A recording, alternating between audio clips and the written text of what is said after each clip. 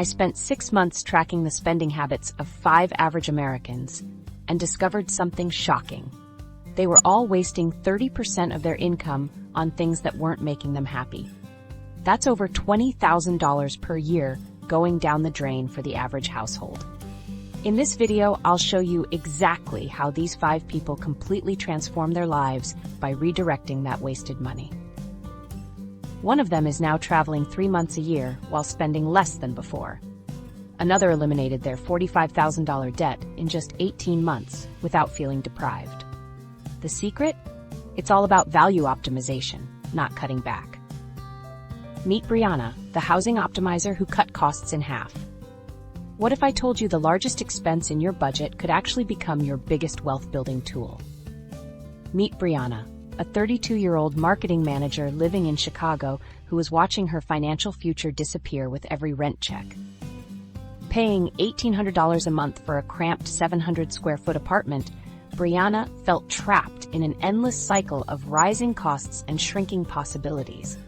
I was making $65,000 a year, which sounds decent on paper, Brianna explains. But after taxes, my take-home pay was about $3,800 monthly. With rent eating up nearly half that amount, I was living paycheck to paycheck despite what everyone would consider a good job. Brianna's situation isn't unique.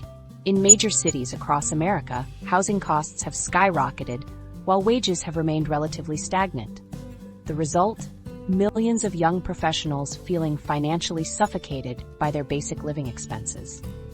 For Brianna, this meant zero progress toward her financial goals. I couldn't save for retirement, couldn't build an emergency fund, and definitely couldn't put away money for a down payment, she says. Each year, my rent would increase by 3 to 5%, while my salary barely kept pace with inflation. I felt like I was running on a financial treadmill that was gradually speeding up.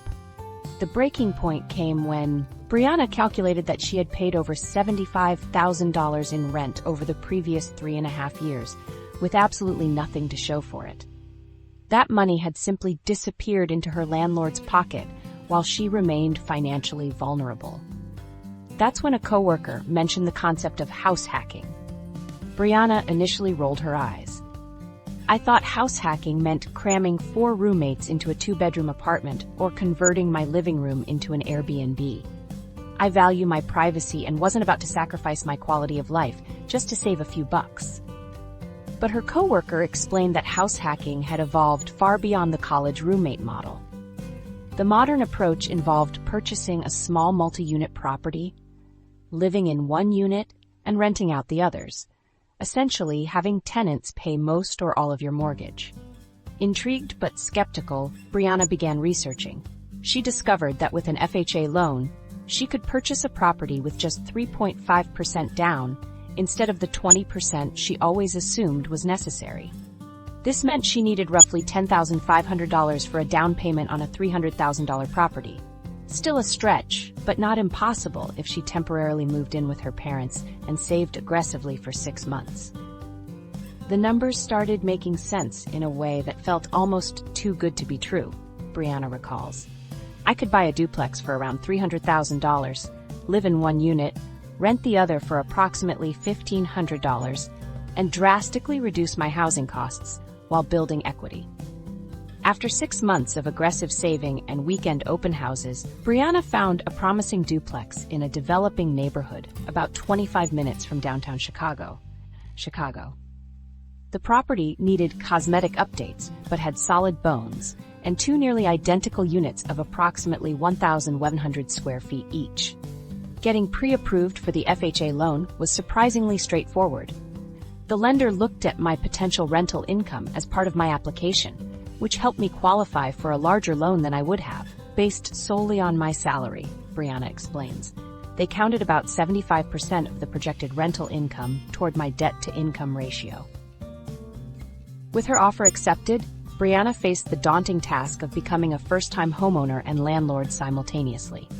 She wisely invested in a comprehensive inspection and discovered the property needed a new water heater and minor electrical updates, repairs she negotiated with the seller before closing. I won't pretend the process wasn't scary, Brianna admits. I was making the biggest financial commitment of my life while also taking on the responsibility of being someone's landlord.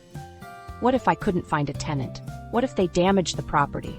What if the furnace exploded the day after I moved in?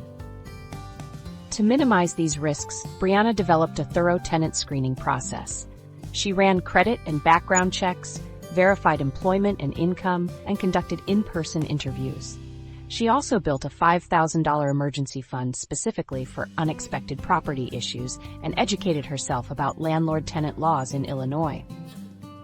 Within 2 weeks of listing the rental unit, Brianna had signed a lease with a young professional couple with excellent credit and stable jobs. The rental income of $1,550 covered a significant portion of her $2,100 monthly mortgage payment, which included taxes and insurance, immediately transforming her housing economics. My portion of the housing payment dropped to just $550, plus about $200 in average monthly maintenance costs. I went from paying $1,800 for a tiny apartment to paying $750 for a space that was over 50% larger. And I owned it. But the benefits extended far beyond the immediate cash flow improvement. Brianna discovered numerous tax advantages she hadn't anticipated. She could deduct the mortgage interest and property taxes on her personal residence, plus depreciation, maintenance, and other expenses on the rental portion of the property. My accountant explained that I could depreciate the rental portion of the building over 27.5 years, creating a paper loss that offset some of the rental income for tax purposes, Brianna says. This meant that even though my rental was cash flow positive, I wasn't paying much tax on that income. Perhaps most significantly, Brianna began building equity through a combination of property appreciation and mortgage paydown.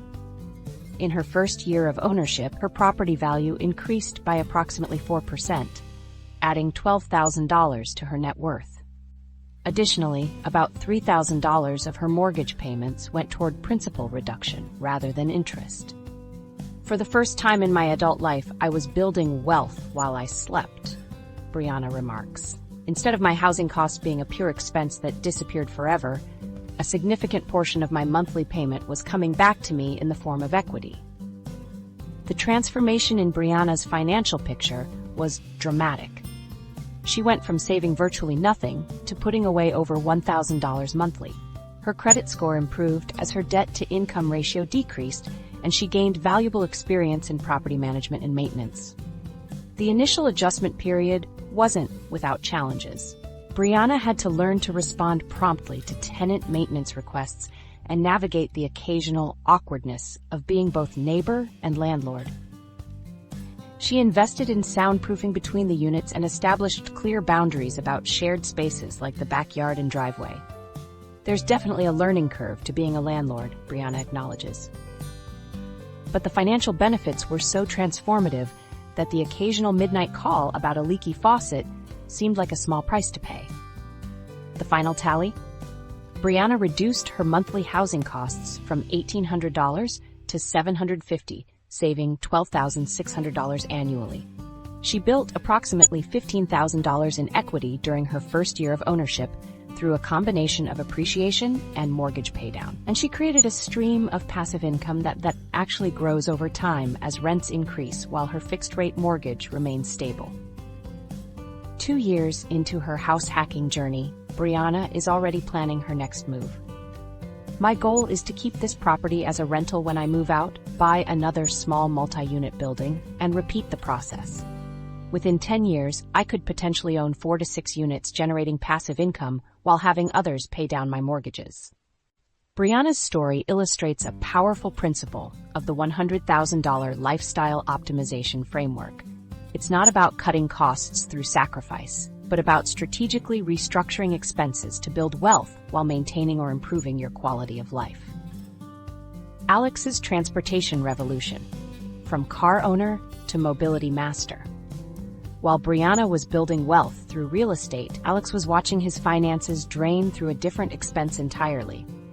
Could the practical car sitting in his driveway actually be the financial equivalent of a slow leak in his bank account? The numbers shocked even this budget-conscious software developer. Meet Alex. a 29-year-old software developer who prided himself on making sensible financial choices. When he needed a car, he avoided the flashy options and went for what everyone told him was the smart choice. A used Toyota he purchased for $18,000. He even negotiated a good interest rate on his auto loan and felt confident he was making a responsible decision. I was so focused on getting a reliable, fuel-efficient car with a reasonable payment that I completely missed the bigger picture, Alex explains, shaking his head. It wasn't until I started tracking every single car-related expense that I realized what was happening. What Alex discovered left him stunned. His affordable Toyota was actually costing him $685 every month when he added up all the expenses. The car payment was just the beginning: insurance, gas, maintenance, parking fees at work, and the silent killer, depreciation. All these costs combined were swallowing nearly 20% of his income. But what really made Alex rethink everything was a startling realization. His car sat unused 95% of the time. I started logging when I actually drove it. The thing just sat in my apartment parking lot most days, costing me money while doing absolutely nothing. Alex's curiosity led him down a research rabbit hole. The average American spends approximately 18 cents of every dollar on transportation, with a whopping 96% of that going toward car ownership and operation. This makes transportation the second largest expense for most people after housing. When I saw that the average car costs almost $900 per month, I realized I wasn't alone in this problem, Alex says. But I also realized I didn't have to accept it as inevitable. Rather than continuing to pour money into an asset that depreciated daily, Alex began researching alternatives. He mapped out all the trips he made in a typical month and looked into how he could handle each one without a car. The options were more numerous than he expected. Bike-sharing programs, walking, public transit passes, and occasional rideshare services for special situations. Alex created a spreadsheet comparing his current transportation costs with what he'd spend using these alternatives. The math was compelling, but he still had doubts. I was worried about grocery shopping, bad weather days, and what my friends would think. Would this be a huge inconvenience that would make me miserable? To test his theory before making a permanent change, Alex challenged himself to go 2 weeks without using his car at all. He downloaded transit apps, bought a monthly public transportation pass, and signed up for bike-sharing services. The adjustment period wasn't without challenges. The first time I did a big grocery run using public transit, I definitely underestimated how awkward it would be, Alex laughs. But then I discovered grocery delivery services and realized I could pay $10 for delivery and still come out way ahead compared to car ownership. Planning ahead became essential. Instead of spontaneous trips, Alex found himself mapping routes and checking transit schedules. But something unexpected happened. Rather than feeling restricted, he started experiencing benefits he hadn't anticipated. I was getting way more physical activity just moving between transit stops. My fitness tracker showed I was doubling my daily steps without even trying. Alex explains. And I was reading books again during my commute, instead of staring at brake lights feeling stressed. The social aspect surprised him most. When you're not isolated in a private vehicle, you interact with your community more. I started recognizing the same people on my regular routes, chatting with shop owners in my neighborhood, and generally feeling more connected to my city. After his 2-week experiment, Alex took the plunge and sold his car. He used part of the proceeds to pay off the remaining loan and invested the rest. His new transportation budget included a monthly transit pass, bike share membership, and an allowance for rideshare services when needed. The financial impact was immediate and substantial. His transportation costs dropped from $685 per month to around $300, saving him $8,220 annually. But beyond the numbers, Alex found that the lifestyle change improved his well-being in ways he hadn't expected. I sleep better knowing I'm not losing money on a depreciating asset sitting in a parking space, he says. And without the stress of traffic and car maintenance hanging over me, my overall anxiety levels have dropped significantly. What's particularly interesting is that Alex lives in a city that's classified as car-dependent, according to transportation studies. People told me it was impossible to live without a car here, but that's just not true. It requires some adjustment and planning, but it's entirely doable. For those concerned about convenience, Alex points out that technological advances have made car-free living easier than ever. Between transit apps, grocery delivery, and rideshare services, most of the convenience gaps have been filled. And when you factor in the time spent maintaining a car, dealing with repairs, sitting in traffic, and working to pay for it all, I actually have more free time now, not less. Alex's approach isn't about complete elimination, but strategic optimization. I'm not anti-car. For some people and situations, owning a vehicle makes perfect sense. But for me and many others, it's a massive expense that doesn't deliver proportional value. He suggests that people try a car-free month as an experiment before making permanent changes. You might discover, like I did, that what seems like a necessity is actually an expensive habit that's been normalized by our culture. Public transit ridership has increased by 30% since 1995, suggesting that Alex isn't alone in recognizing the benefits of alternate transportation methods. As urban areas continue to develop better transit options and bike infrastructure, the financial equation tilts further away from car ownership for many people. When comparing his life before and after this transportation revolution, Alex is clear about which he prefers. I'm saving over $8,000 a year while getting more exercise, experiencing less stress, and feeling more connected to my community. And that money I'm saving? It's going straight into investments that grow over time, unlike my car that was losing value every day. Jason's food revolution, eating better for less. As Alex invested his transportation savings, a 35-year-old teacher named Jason was facing a different financial challenge, one hiding in plain sight in his refrigerator. For Jason, the shocking realization came while staring at expired groceries in his fridge. He was spending nearly $11,000 a year on food, yet feeling less healthy than ever.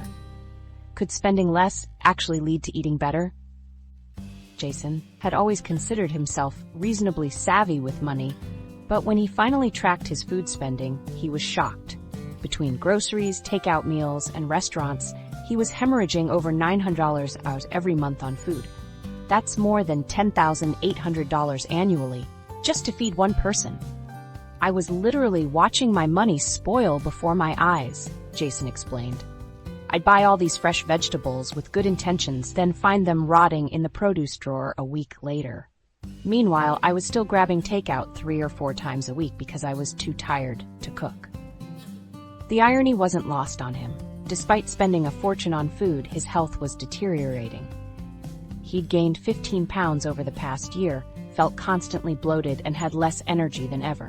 The convenient, eating habits that were supposed to make his busy teaching life easier were actually making everything worse. Determined to fix both problems at once, Jason started by analyzing exactly where his food dollars were going. He kept a detailed food diary for a month, tracking every grocery trip, impulse purchase, and meal out. The results were eye-opening. Nearly a third of his food budget, about $300 monthly, was pure waste. This included impulse purchases he never used, spoiled produce he threw away, and overpriced prepared meals that cost 3 times what the ingredients would have. Jason was literally throwing away the equivalent of 3 $100 bills every month. Looking at those numbers was a wake-up call, Jason said. I realized the convenience I was paying for wasn't actually making my life better.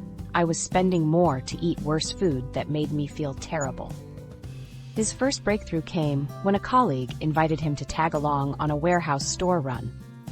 Jason had always avoided bulk shopping, assuming it was only for large families. I lived alone in a small apartment. What was I going to do with a 25-pound bag of rice? He laughed. But his colleague showed him a smarter approach. Instead of buying everything in bulk, Jason learned to be strategic. Non-perishable staples like grains, beans, nuts, and frozen vegetables offered the best value and longest shelf life. A $320 monthly investment at the warehouse store replaced nearly $500 of grocery spending at his regular supermarket. Jason also discovered the hidden economics of farmers markets. By arriving an hour before closing on Sundays, he found vendors willing to sell remaining produce at steep discounts rather than pack it up. This strategy saved him 40 to 50% on high-quality fruits and vegetables compared to organic options at grocery stores.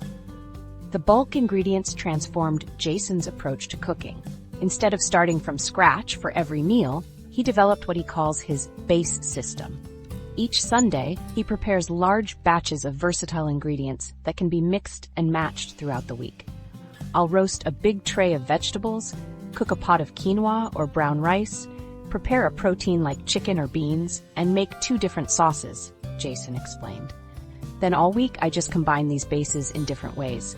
Monday might be a grain bowl, Tuesday a wrap, Wednesday a soup, but they all take just minutes to assemble because the hard work is already done.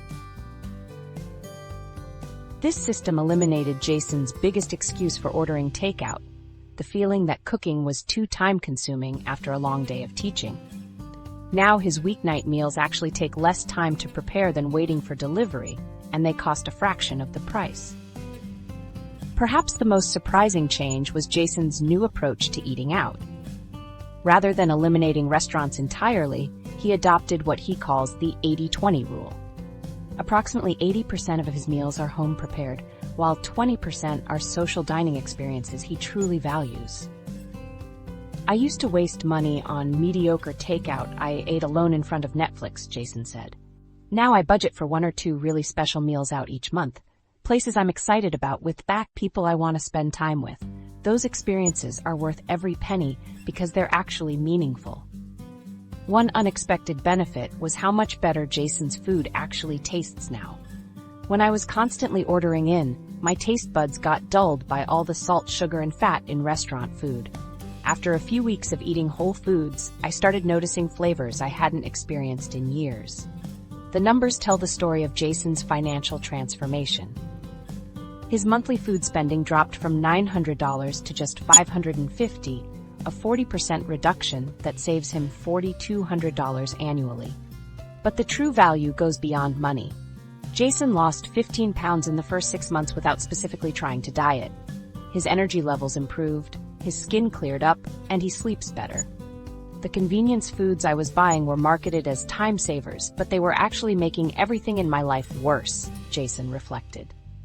I was spending more to feel worse. Now I'm spending less to feel better. Which one sounds more convenient? Jason's new approach flies in the face of conventional wisdom about eating healthy on a budget.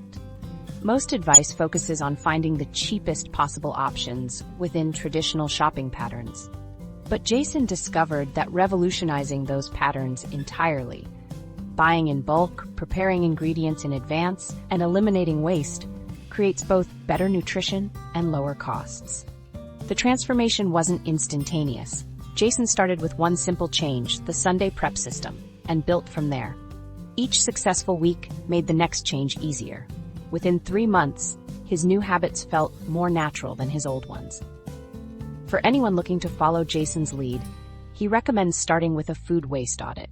Just track what you throw away for 2 weeks. When you see how much money... Mia's happiness hack, the experience versus possession equation.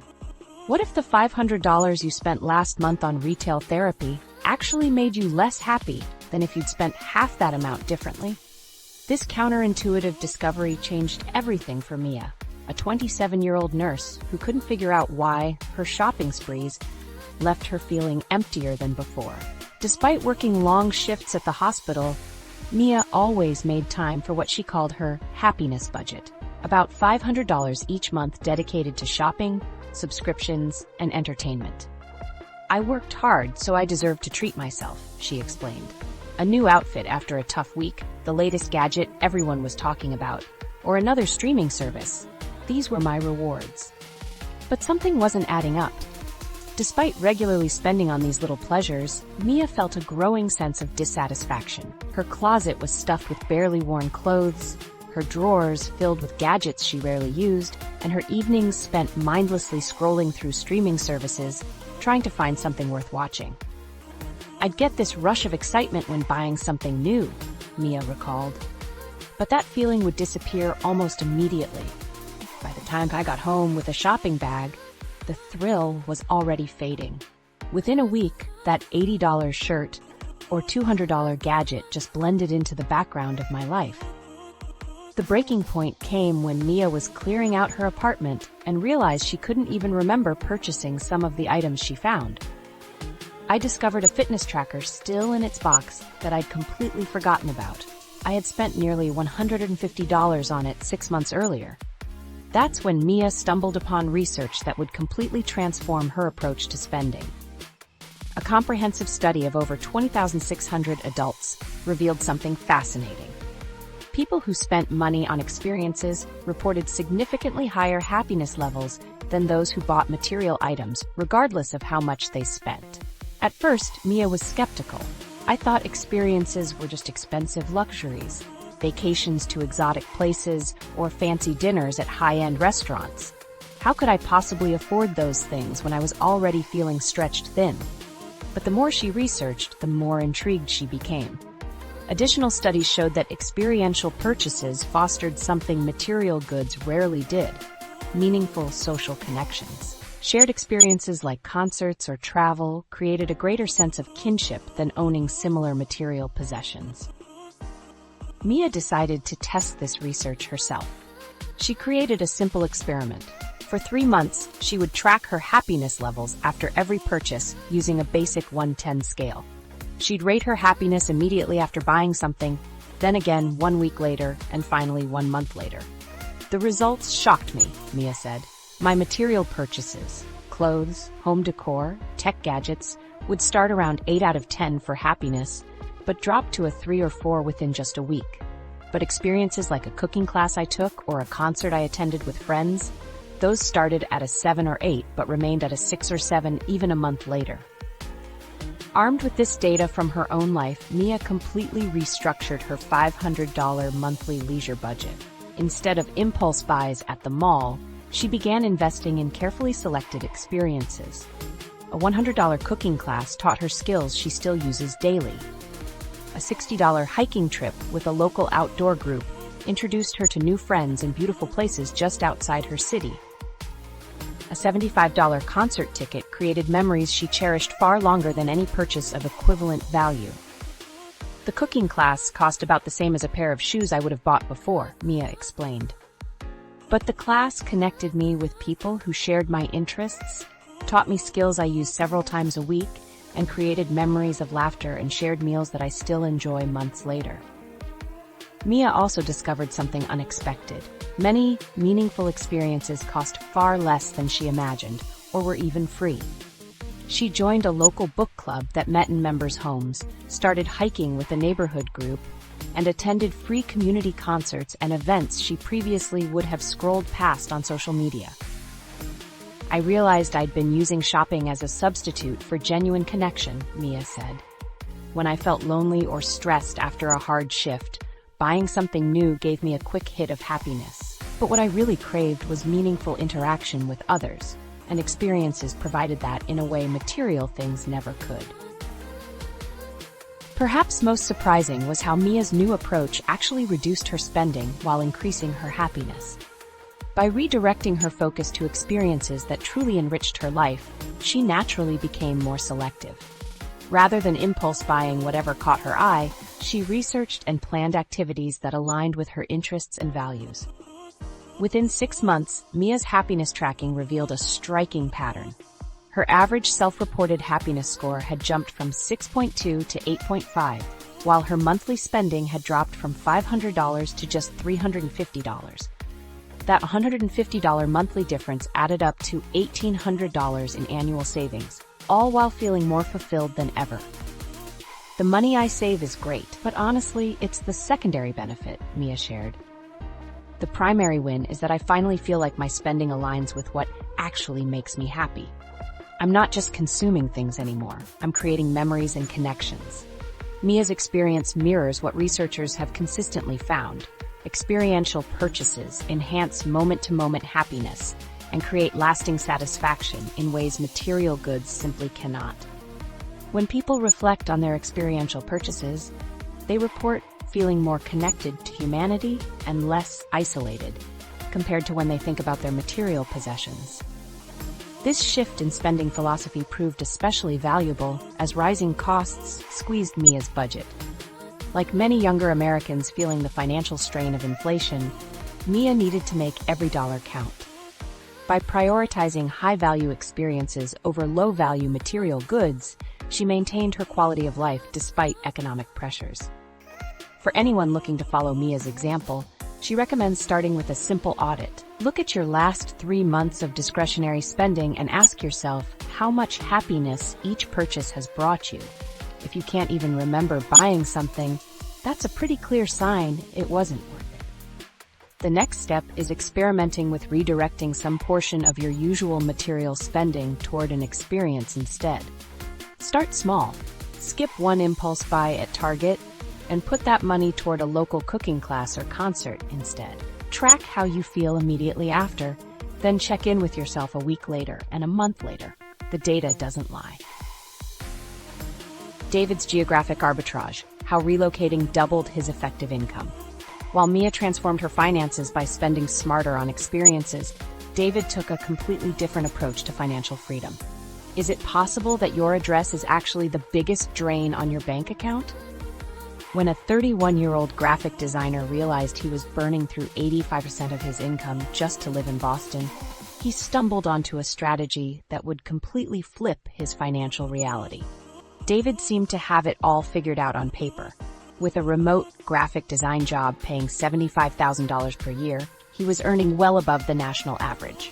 Yet every month, he found himself stressed about money, constantly juggling bills and watching his savings account hover dangerously close to zero. I was making what everyone told me was a good salary, David explains. But after taxes, rent, utilities, food, and my car payment, I had less than $1,000 left each month. In Boston, that disappears fast. The math wasn't adding up. Despite his respectable income, David calculated that a staggering 85% of his after-tax earnings were being consumed just to maintain his basic living expenses. The culprit? His location. I was paying Boston prices for everything while competing with tech salaries that were much higher than mine, he says. My one-bedroom apartment was $2,200 a month, and that was considered a good deal for my neighborhood. Then David stumbled across the concept of geographic arbitrage, a fancy term for a simple idea. Keep your higher-paying job, but relocate to a place where your dollar stretches much further. The post-pandemic shift to remote work created a perfect opportunity. David's company had already embraced a hybrid arrangement where employees only needed to be in the office occasionally. Why was he paying premium prices to live 15 minutes from an office he rarely visited? I started researching smaller cities within a 2-hour drive of Boston, David explains. Places where I could reasonably commute once or twice a month for in-person meetings, but where housing costs were dramatically lower. Unlike most people who focus solely on rent prices when considering relocation, David created a comprehensive spreadsheet analyzing multiple factors: housing costs, transportation expenses, state income taxes, property taxes, insurance rates, grocery prices, and even internet costs. He also factored in quality of life considerations that often get overlooked: access to nature, traffic congestion, walkability scores, and proximity to restaurants and cultural amenities. David wanted to avoid trading financial stress for lifestyle disappointment.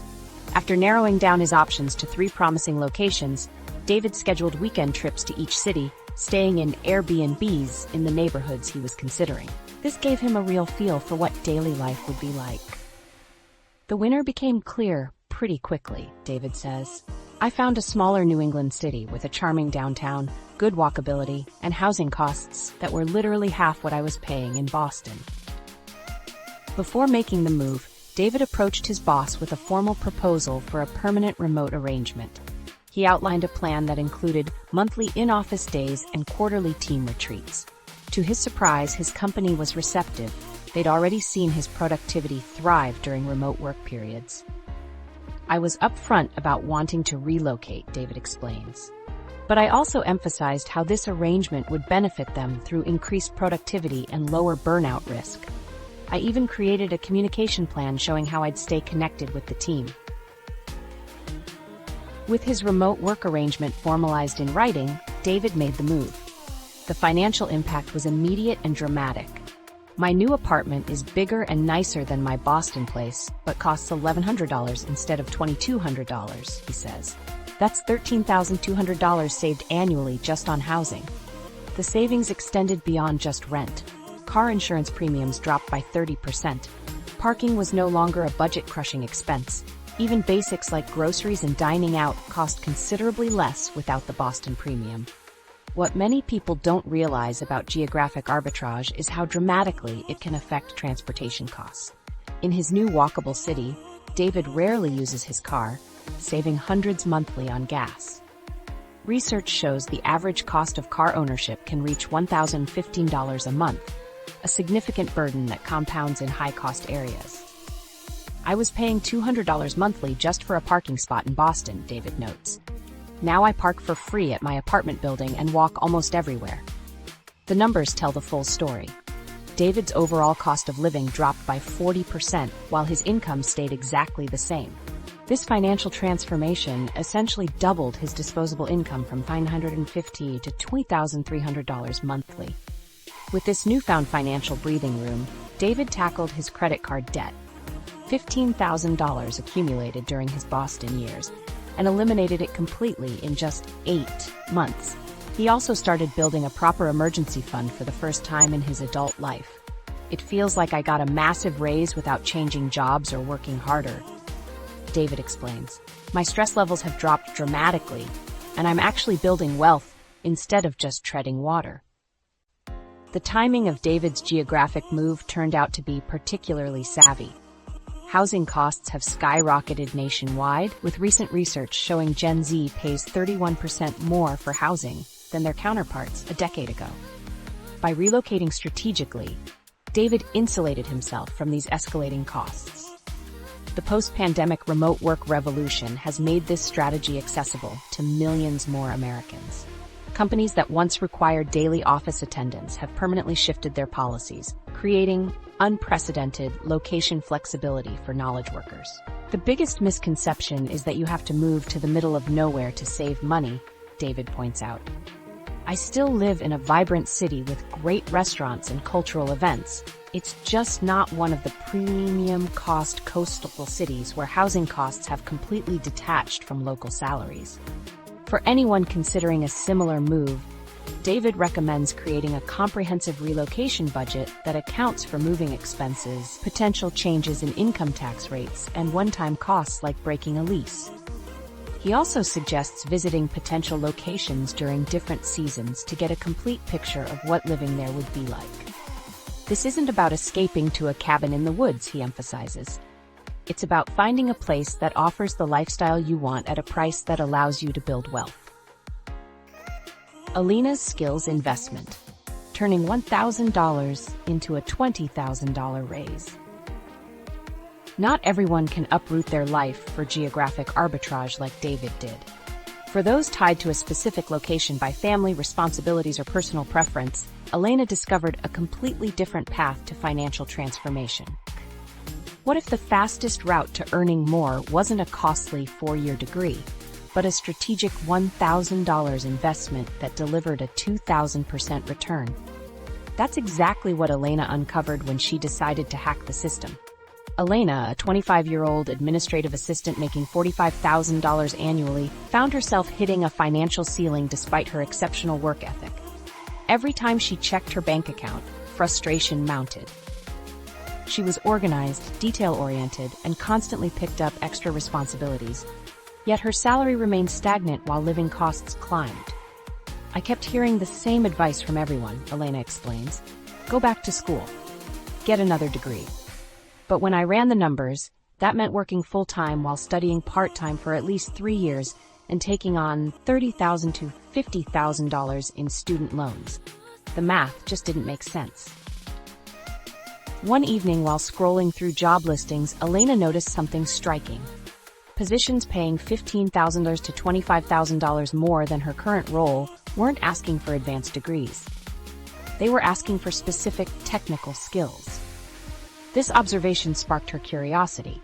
Could targeted skill acquisition provide a faster, more affordable path to higher income? Elena began researching high-demand skills that complemented her existing strengths in organization and communication. The data was eye-opening. Analytical thinking and innovation topped the World Economic Forum's list of crucial future skills, with data literacy becoming essential across virtually every industry. More importantly, these skills didn't require completely restarting her education. I focused on finding the intersection between what employers were willing to pay a premium for and what I could reasonably learn within 6 months, Elena says. She discovered that data analysis skills were not only in high demand, but particularly valuable in her current industry.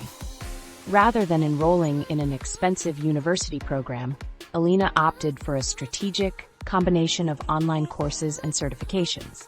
She spent approximately $1,000 on specialized training, focusing on data analytics tools that companies in her field specifically mentioned in job postings. Elena's approach was methodical. First, she identified which analytical tools were most frequently mentioned in job postings for her desired roles. Then, she created a learning roadmap, prioritizing those specific skills rather than pursuing general knowledge. This targeted approach meant every hour of study directly increased her market value. Instead of spending thousands on a broad education, I invested in precision learning, Elena explains. I looked at exactly what employers were asking for in the roles, paying $65,000 to $70,000, then built exactly those skills. The training wasn't easy. Elena dedicated 2 hours each weeknight and 4 hours on weekends to her studies. But, unlike traditional education that might take years, her focused approach began showing results within months. She completed Google's Data Analytics Professional Certificate, a program that's helped over 2 million learners transition into high-demand roles, along with specialized courses in visualization tools used specifically in her industry. What truly set Elena's approach apart wasn't just the courses themselves, but how she translated that learning into demonstrable value. She didn't just collect certificates, she built an impressive portfolio of real-world projects. Rather than completing generic exercises, Elena applied her new skills to actual problems in her workplace. I noticed our department was struggling with tracking project efficiency, so I built a dashboard that visualized our workflow bottlenecks, she explains. It took me a weekend to create, but it gave management immediate insights they'd never had before. This project-based approach served 2 crucial purposes. It reinforced her learning through practical application, and it created tangible evidence of her new capabilities. Elena essentially created her own work experience without changing jobs. Instead of waiting until she felt fully ready, Elena began strategically showcasing her new skills at work almost immediately. She volunteered for projects that required data analysis, offered to help colleagues visualize information more effectively, and proactively identified problems her new skills could solve. I didn't wait for permission to start using these skills, Elena shares.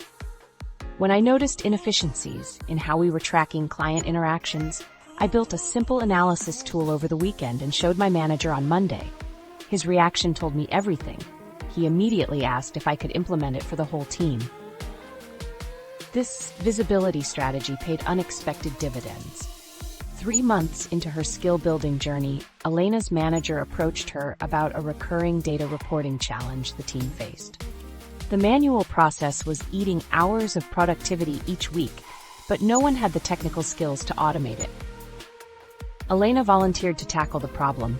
I stayed late for 2 evenings and built an automated system that reduced a 5-hour weekly task to just 20 minutes, she recalls. When the department head saw it, she was stunned. She asked where I'd learned to do this, and I explained my self-directed training. That conversation created the opening Elena needed. During her next performance review, she came prepared with documentation of all the data-related improvements she'd implemented, complete with metrics showing time saved and efficiency gained. She also brought market research showing the salary range for professionals with her newly acquired skills.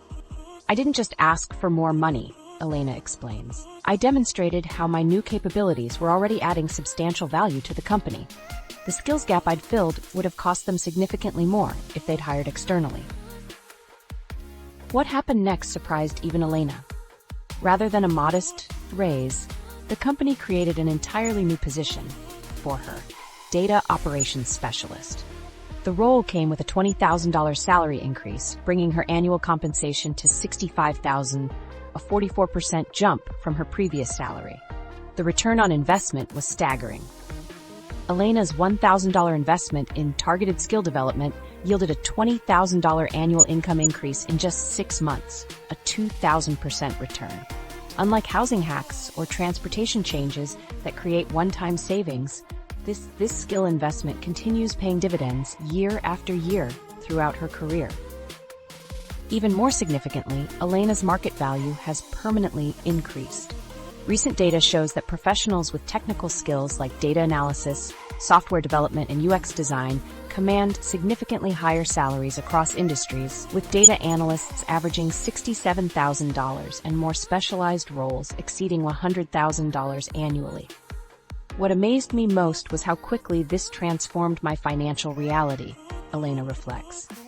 I went from barely saving a few $100s monthly to having an extra $1,100 in take-home pay every month after taxes.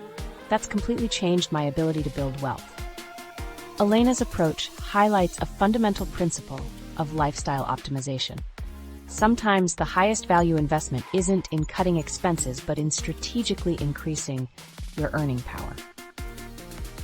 While traditional education remains valuable for many fields, targeted skill acquisition often provides a faster, more affordable path to income growth. I'm not saying everyone should skip college, Elena clarifies, but for many people already in the workforce, specialized skills can create a more immediate financial impact than general degrees. The key is identifying the subscription trap, how small monthly charges create massive waste. While Elena mastered the art of strategic income growth, there's another financial drain silently siphoning money from your accounts every month. The subscription economy has created what financial experts call subscription creep. Those seemingly harmless $9.99 and $14.99 monthly charges that individually feel insignificant, but collectively create a massive drain on your finances. Think about it. How many subscription services are you currently paying for? Streaming platforms, cloud storage, meal kits, fitness apps, premium software, beauty boxes, the list goes on. If you're like most Americans, you probably don't even know the exact number or total cost, and that's exactly what these companies are counting on. The psychology behind subscription models is fascinating and somewhat alarming. Companies have perfected what behavioral economists call the set it and forget it mentality. Once you enter your credit card information, they're betting on human inertia, that you'll continue paying month after month even when you're barely using their service. A recent study found that 77% of Americans have reported taking action to reduce subscription spending, indicating just how widespread this problem has become. Let me break down how the math works. When a company markets a service as just $14.99 a month, or less than 50 cents a day, it sounds reasonable, but that seemingly small charge adds up to $180 annually. Now multiply that by the 5 to 10 subscriptions most people maintain, and suddenly you're looking at $900 to $1,800 vanishing from your account each year, often for services you rarely use. What makes this particularly tricky is how subscription companies exploit our psychological biases. Loss aversion is a powerful force. We're more likely to continue paying for something to avoid losing access, even when we don't use it regularly. Think about that gym membership you've been meaning to use, or the streaming service you subscribed to for one specific show, but kept just in case something good comes on. Through our research and case studies, we've identified 4 distinct categories of subscription waste that most people fall victim to. First, there are completely unused services. Subscriptions you forgot you even had. Maybe it was a free trial that converted to a paid plan, or something you signed up for during a specific life phase but no longer need. Second are redundant services, like subscribing to 3 different streaming platforms that offer similar content. Many households maintain multiple music streaming services or overlapping fitness apps that essentially provide the same function. Third, we see underutilized services, subscriptions you use, but not enough to justify their cost. If you're paying $15 monthly for a streaming service but only watching one show every few months, you're essentially paying $45 per episode. Finally, there are overpriced services relative to alternatives. Subscriptions where cheaper or free options would serve you just as well, but you've never bothered to research alternatives. Free trials converting to paid subscriptions are particularly effective at extracting money from consumers. Companies know that a tiny administrative task like cancellation is enough friction to keep many people paying indefinitely. They count on you forgetting the exact date when the trial ends or making the cancellation process just complicated enough to encourage procrastination. One of our case study participants, Michael, discovered he was paying for 3 separate cloud storage services simultaneously: Google Drive, Dropbox, and iCloud. Another participant, Jennifer, found she was spending $29 monthly on a meditation app she hadn't opened in over 9 months. The stories we collected were eye-opening, with many people discovering charges for services they thought they had canceled years ago. So how do you combat subscription creep? Our research participants all followed a simple 3-step subscription audit process that yielded remarkable results. Step 1. List absolutely every recurring charge. This requires checking your credit card and bank statements for the past 3 months, as many subscriptions bill quarterly. Don't forget annual subscriptions like Amazon Prime or software licenses that might not appear in recent statements. Step 2. Calculate your actual usage. For each subscription, honestly assess how frequently you use it. For streaming services, check your watch history. For fitness apps, look at your login data. For productivity tools, consider when you last opened them. Step 3. Evaluate the true value received. Ask yourself, if I didn't already have this subscription, would I pay this amount for the benefit I'm getting today? This reframes the decision from, should I cancel, to would I subscribe, which helps overcome status quo bias. What's fascinating is how often people discover subscriptions they didn't even know they were paying for. In our study, participants found an average of 2.3 completely forgotten subscriptions draining their accounts every month. The results of this audit process were remarkable. Participants identified an average of $348 in monthly subscription waste. That's over $4,000 annually that was essentially disappearing with nothing to show for it. The most surprising part? Not a single participant reported any negative impact on their quality of life after canceling these services. In fact, many reported feeling relief and a sense of control over their finances. Take Amanda, who discovered she was paying for 2 separate meal planning services, a recipe database, and a nutrition app, all providing essentially the same function. By consolidating to the single best option, she saved $37 monthly with zero impact on her meal planning capabilities. Or consider Marcus, who realized he was paying $14.99 monthly for a premium version of a productivity app when the free version offered all the features he actually used. Subscription companies are aware of this optimization trend and have developed countermeasures.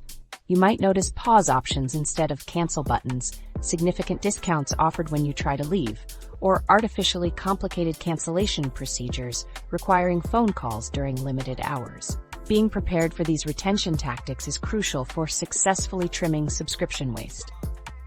Perhaps the most insidious aspect of subscription creep is how it targets our optimism bias. We subscribe to fitness apps believing we'll work out daily, language learning services imagining fluency in 6 months, or streaming services anticipating movie nights that never materialize. Our future selves, we assume, will be more disciplined and have more free time than our present selves, but that rarely proves true. The $100,000 framework: value optimization versus cost cutting. Our optimism bias doesn't just affect subscriptions, it influences nearly every financial decision we make. What if I told you that people who feel financially abundant aren't necessarily earning more, but are simply asking a completely different question before they spend? While most Americans are trapped in the cycle of asking, "Can I afford this?" the financially savvy are asking, "How much value am I getting per dollar spent?" This seemingly small shift represents the heart of the $100,000 lifestyle optimization framework, a system that's transforming how people approach their finances. It's not about pinching pennies or extreme frugality. It's about maximizing the happiness return on every dollar that leaves your wallet. Consumer spending accounts for a massive 70% of the U.S. economy, with the average American household shelling out over $77,000 annually. That's a 5.9% increase from just last year. But here's the kicker. A significant portion of this spending delivers minimal happiness in return. We're literally throwing money at things that don't make our lives better. Traditional budgeting approaches this problem all wrong. They focus almost exclusively on restriction. Cut back here, eliminate there, sacrifice everywhere. It's all about willpower and denial. No wonder most budgets fail within weeks. They're built on a foundation of financial deprivation rather than optimization. The $100,000 framework flips this concept on its head by focusing on value rather than cost. Instead of asking, how can I spend less, it poses a more powerful question. How can I get the most value from every dollar I spend? This approach begins with the 4-quadrant spending matrix that's at the core of our framework. Picture a simple grid with value on one axis and cost on the other. Every purchase you make falls into one of these 4 categories. First, we have high-value, high-cost items. These are significant investments that genuinely improve your quality of life, like Elena's $1,000 investment in skills training. The price tag might be substantial, but the return on investment makes them worthwhile. Second are high-value, low-cost purchases. These are the hidden gems of personal finance, experiences, activities, or items that deliver enormous happiness at minimal cost. Think of Mia's cooking classes or community events that created lasting memories without breaking the bank. The 3rd quadrant contains low-value, high-cost items, the financial vampires that silently drain your resources while giving little in return. For many people, this includes underutilized car ownership, overpriced housing in areas they rarely enjoy, or status purchases that quickly lose their luster. Finally, there are low-value, low-cost purchases, the small impulse buys and minor conveniences that don't cost much individually, but collectively create significant financial drag with minimal happiness return. The real power of this framework comes from the value audit process. Unlike traditional budgeting that organizes expenses by category, housing, food, transportation, a value audit categorizes spending by the happiness return it generates. This process reveals the spending blind spots that keep most people feeling financially trapped despite decent incomes. These blind spots are fascinating from a psychological perspective. Many individuals significantly overvalue convenience purchases like food delivery, which can lead to massive overspending without corresponding increases in happiness. Marketing influences and social pressures often distort our perception of value, leading us to allocate resources inefficiently. Take Amanda, who participated in our framework study. She was spending nearly 40% of her income on a luxury apartment building with amenities she rarely used. The high-end gym, rooftop pool, and social spaces sounded amazing during the tour, but in reality, she visited them less than once a month.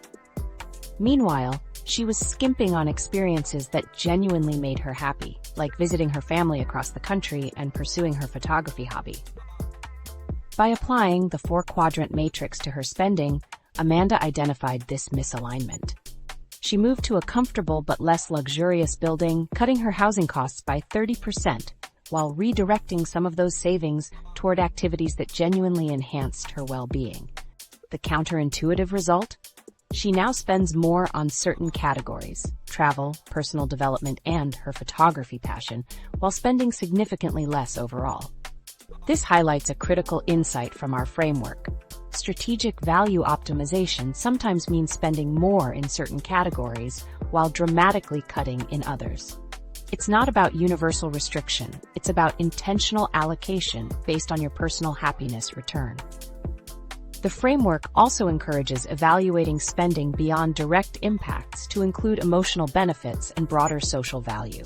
For instance, participants who invested in high-quality public transit passes not only saved money compared to car ownership, but also reported benefits like reduced stress, increased physical activity, and stronger community connections. The psychological impact of this approach can't be overstated. Our study participants who shifted from cost-cutting to value optimization reported significantly higher life satisfaction. The difference wasn't just financial, it was emotional.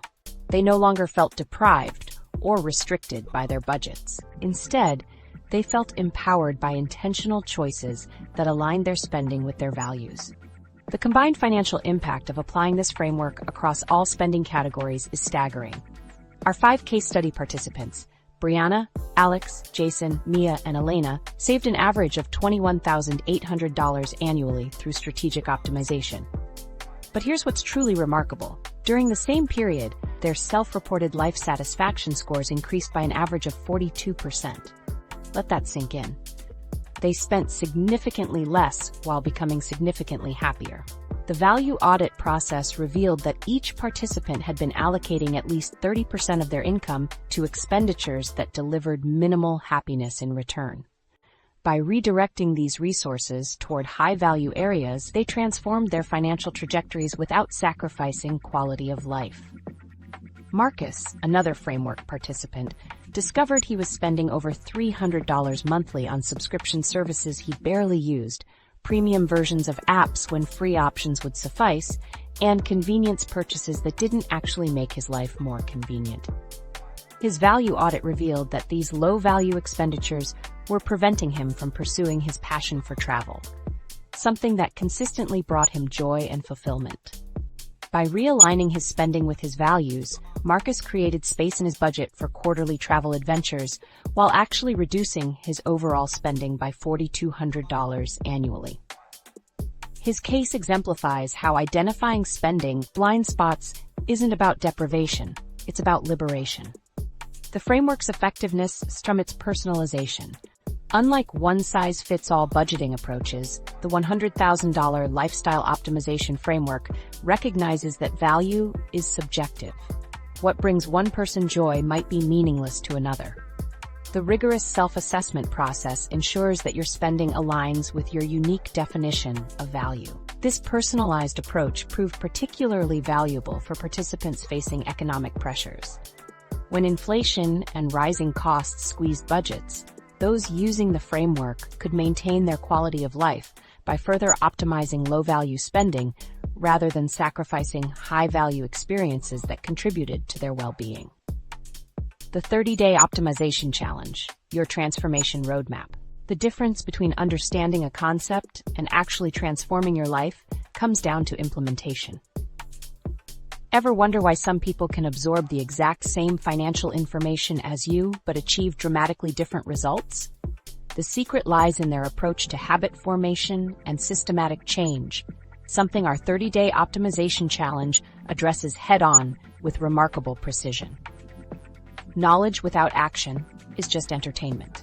You've seen how Brianna, Alex, Jason, Mia, and David transformed their financial lives through strategic optimization.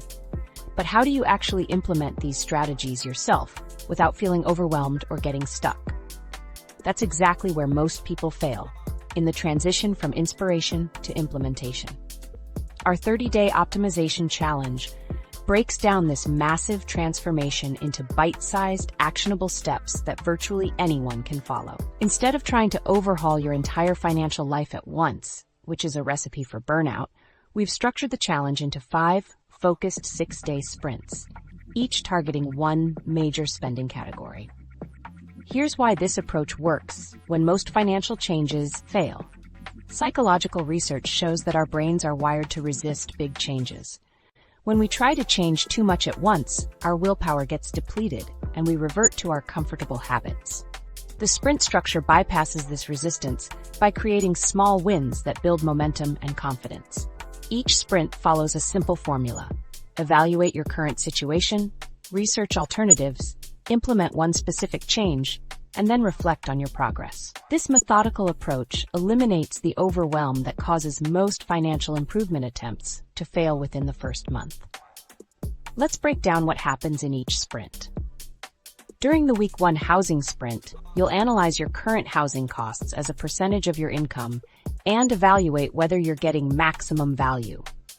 You'll research at least 3 alternative housing arrangements, perhaps house hacking like Brianna, or exploring a lower-cost neighborhood with better amenities. By day 5, you'll have identified one specific optimization to implement immediately, or develop a plan for a larger change within the next 12 months. For those who rent, this might mean negotiating with your landlord, or finding a roommate. For homeowners, it could involve refinancing, renting out a spare room, or investigating property tax appeals. The housing sprint typically uncovers the largest potential savings since it's the biggest expense for most people. The Week 2 transportation sprint begins with a comprehensive calculation of your true vehicle costs, not just payments and gas, but the hidden expenses like depreciation, insurance, maintenance, and parking. You'll experiment with alternative transportation for at least 3 days, whether that's public transit, carpooling, biking, or ride-sharing services. By the end of this sprint, you'll have crafted a transportation plan that could potentially save thousands annually while maintaining your mobility freedom. During the Week 3 food sprint, you'll track every bit of food waste for 6 days, photographing whatever you throw away and calculating its cost. This eye-opening exercise reveals the financial impact of impulse purchases, spoiled produce, and forgotten leftovers. You'll implement strategic bulk purchasing for your most used staples and develop a flexible meal planning system that works with your lifestyle rather than against it. The Week 4 leisure sprint involves a complete audit of your subscription services and entertainment spending. You'll test at least 3 experience-based activities as alternatives to your usual material purchases or passive entertainment. The goal is to redirect spending toward options that deliver more happiness per dollar, just as Mia discovered in her personal experiment. What makes this challenge particularly effective is the built-in reflection day after each sprint. This isn't just a day off, it's a crucial opportunity to evaluate what worked, what didn't, and adjust your approach. These reflection periods prevent the common trap of abandoning financial changes when they don't immediately feel comfortable. The psychological barriers to financial transformation are real. Established habits are neurologically entrenched, social pressure constantly pushes us toward consumption, and the sheer complexity of financial decisions can lead to decision paralysis. The challenge structure directly addresses these barriers through incremental change, accountability, and clear next steps. Participants who complete the 30-day challenge consistently report 2 major outcomes: immediate financial improvements and a transformed relationship with money. On average, they identify $9,700 in annual savings they can implement right away through simple optimizations. But perhaps more significantly, they develop a 12-month roadmap for larger optimizations that typically yield an additional $11,000 or more in annual savings. What's particularly striking is how the challenge shifts people's perception of what's possible. Before starting, most participants believe they're already being frugal and have little room for improvement. By day 30, they've discovered dozens of optimization opportunities that actually improve their quality of life while dramatically reducing costs. Take Michael, for example. As a marketing manager earning $72,000 annually, he considered himself financially responsible. During the housing sprint, he discovered he could save $350 monthly by relocating just 15 minutes farther from his office. The transportation sprint revealed $215 in monthly savings by switching to a more economical vehicle. The food sprint covered $175 in monthly grocery waste, and the leisure sprint identified $280 in unused subscription services and low-value entertainment expenses. All told, Michael implemented changes that saved him $1,020 monthly, over $12,000 annually, without any negative impact on his lifestyle. In fact, he reported higher satisfaction because he was redirecting money toward things that genuinely mattered to him rather than default spending patterns. The 30-day challenge works because it combines psychological insights about habit formation with practical financial strategies. Studies show that setting specific, achievable goals with built-in accountability measures increases financial success rates by up to 30%.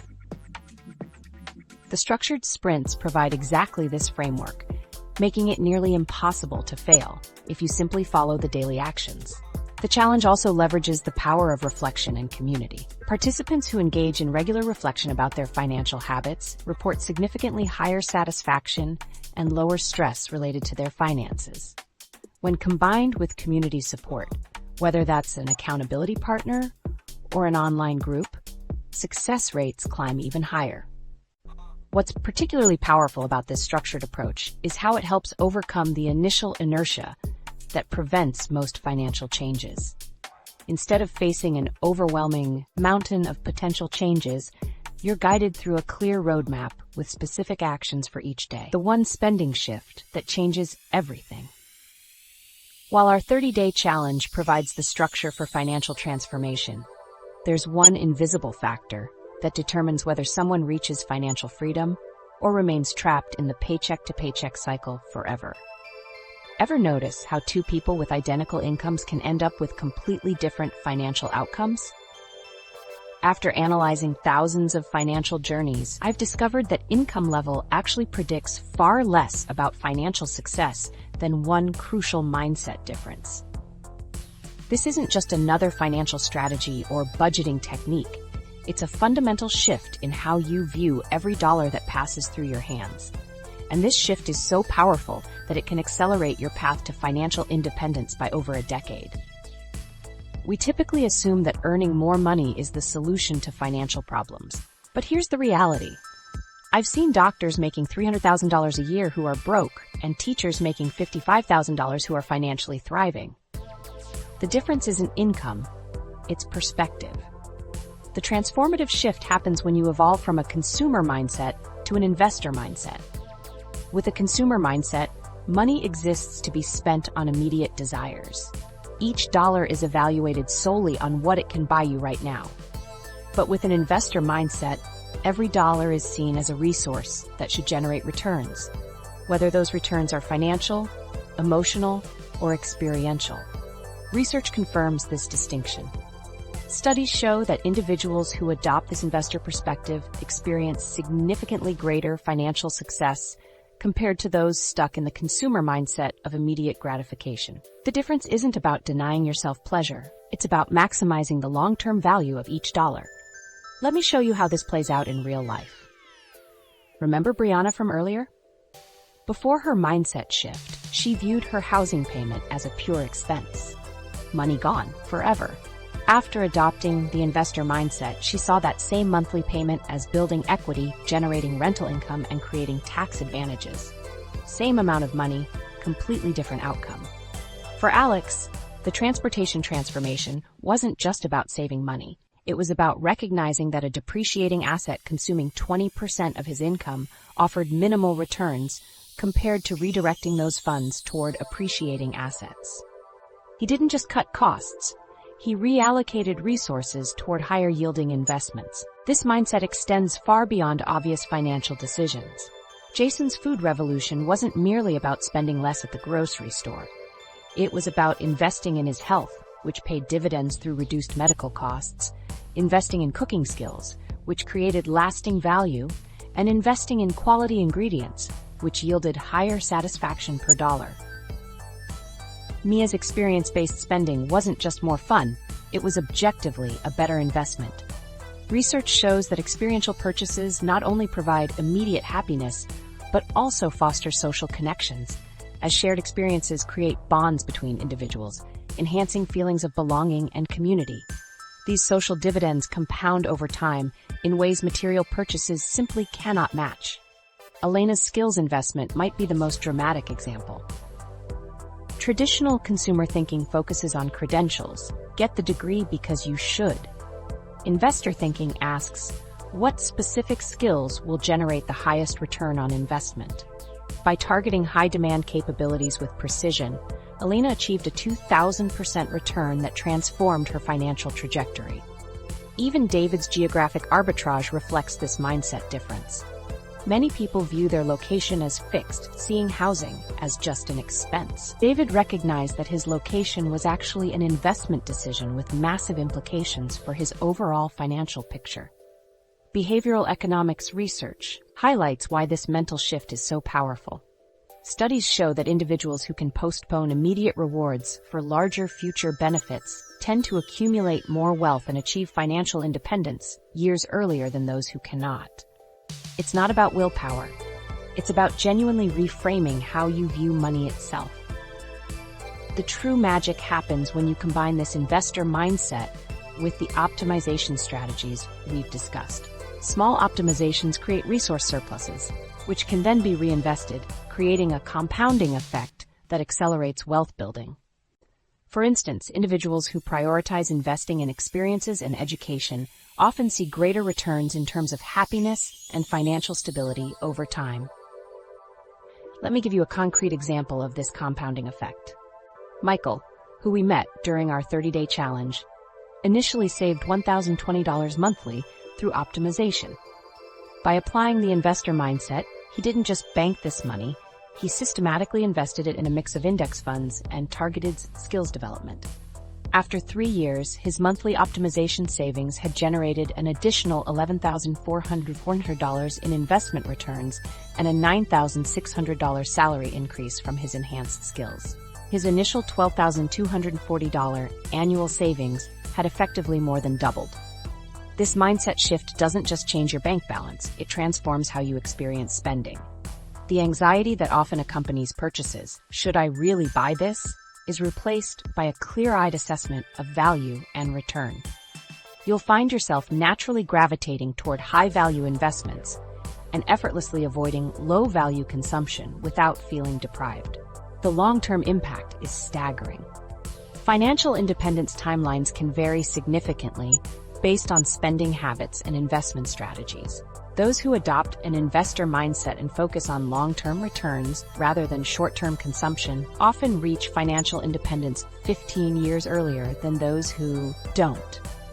2 of our case study participants have already achieved semi-retirement in their 30s, despite never earning 6-figure salaries.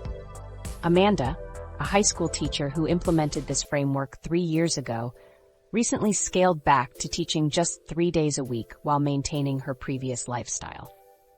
Marcus, a graphic designer who embraced the investor mindset 4 years ago, now works only during the months he chooses, taking extended mini-retirements throughout the year. What's particularly fascinating is how this shift affects your relationship with work. When you approach spending as an investor, work transforms from something you endure to escape debt into a powerful tool for building freedom. Each paycheck becomes an opportunity to purchase assets rather than liabilities. Your freedom timeline accelerates dramatically. Even your relationship with treating yourself evolves. Research suggests that individuals who engage in pro-social spending money on others, report higher levels of happiness compared to those who spend primarily on themselves. The investor mindset helps you channel resources toward these higher return joy investments rather than low return material splurges. The best part? This transformation doesn't require special skills or connections. It's accessible to anyone willing to challenge their default assumptions about money. Whether you're starting with debt or surplus, low income or high income, the mindset shift works by optimizing whatever resources you currently have. So where do you begin? Start by evaluating your next 3 purchases through the investor lens. For each one, ask yourself, what return am I getting on this money? Is it financial, emotional, experiential, or some combination?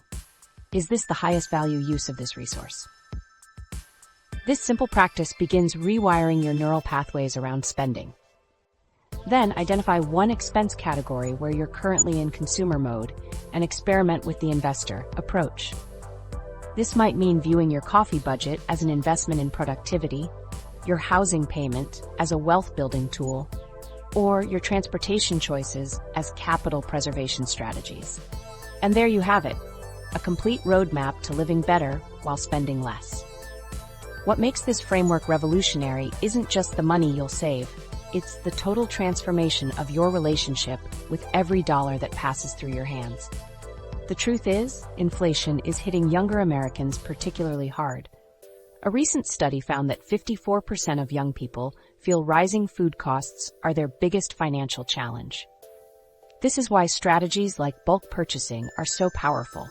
They can dramatically reduce your grocery expenses while ensuring you always have essentials on hand. Remember, this isn't about deprivation, it's about optimization. Public transit riders save an average of $13,000 annually compared to car owners, money that can be redirected toward what truly matters to you. Ready to start? Choose just one strategy from this video and implement it this week. Join our community to share your journey and get personalized guidance. The $100,000 lifestyle isn't just possible,